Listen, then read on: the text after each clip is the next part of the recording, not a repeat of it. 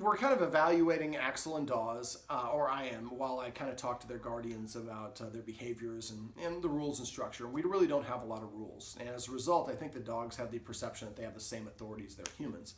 And in fact, I think that might have a little bit more authority because when they nudge the humans comply and pet them. And they're basically giving you an order saying, pet me. Now, they're doing it in a cute way, but they're still telling us what to do. I consider petting a dog our way of paying or compensating the dog. Right now, the guardians are paying and compensating the dog for doing absolutely nothing. As a matter of fact, all I have to do is come near them or nudge them, and then they get paid on demand. So if I got paid for doing whatever the heck I wanted to do, I would probably not be very good at my job, like most people. So compensation helps us, motivates us to do the things we want. So what I would recommend you guys do is a technique that I like to call petting with a purpose. For petting with a purpose, it means that you stop petting your dogs completely. The only time you pet your dogs is if they do something for you first. I typically ask them to sit, lay down, or come to me. Now, if they're nudging you, they're already probably right next to you anyways. But if the dog comes over and nudges me, I don't pet, I give them a counter order. Sit. As soon as the dog sits, then I pet under the chin. Now, I prefer to pet a dog under the chin for a specific reason.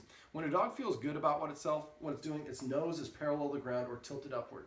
So you might have seen one of your dogs with a shoe or a favorite object running around the house with its nose in the air. They feel good about themselves. Well, I want them to feel good about doing the things that I want them to do. So from now on, instead of petting them when they tell me to do it, I'm going to give them a counter order. And then as soon as they sit, the second their butt hits the ground, I say the word sit as I pet them. I don't say good sit, good boy, good Dawes, sit. Now, if you want to continue petting them, you pet them for an hour after that. But we have to ask them to change their state. So if they're already sitting, then we ask them to lie down. They're sitting here, we ask them to come sit over here. They just have to do something to earn our respect or earn our attention. This introduces the concept of earning it, and we make the currency obedience, which isn't very hard. Ask them to sit or lie down. It's not asking very much. Now, you guys won't even realize how often you did it. I literally had a client, I got to look it up a couple weeks ago, that I'm in the process of telling her, all right, I want you to stop petting your dog. She's like, okay. I'm like, so we're going to pet with a purpose. I don't want you to pet your dog unless, and like, you're petting your dog again. 3 times in 15 seconds, she reached over while I'm explicitly telling her not to pet her dog, unconsciously is petting her dog. We don't realize how often we do it. So what I would recommend is you guys come up with maybe a watchword. I like to say paycheck.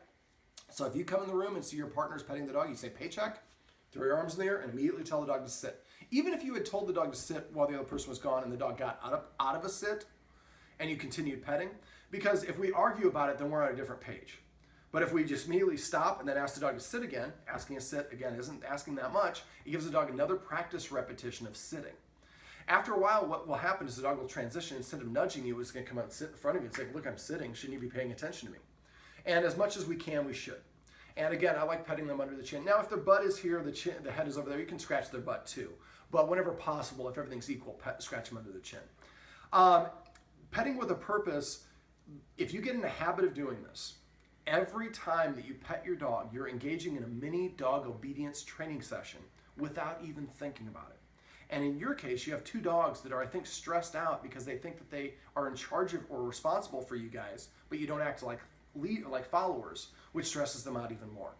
So if we can just simply change the dynamic so that they start to identify as being in the follower position and you guys being in the authority position, just like when you're a kid, if your mom bounces a check and somebody calls up you and say, my mom deposited check number 4738 and she had a balance of this much and you're wrong, you say mom and mom handles it. I want your dogs to go the same thing. Instead of trying to bark at anybody that comes by, I let you guys handle it. And if you guys aren't worried about it, there must not be anything to worry about for us. But by petting and adding a little bit of structure to petting them, we can help them shift more into that follower's mindset. That's petting with a purpose.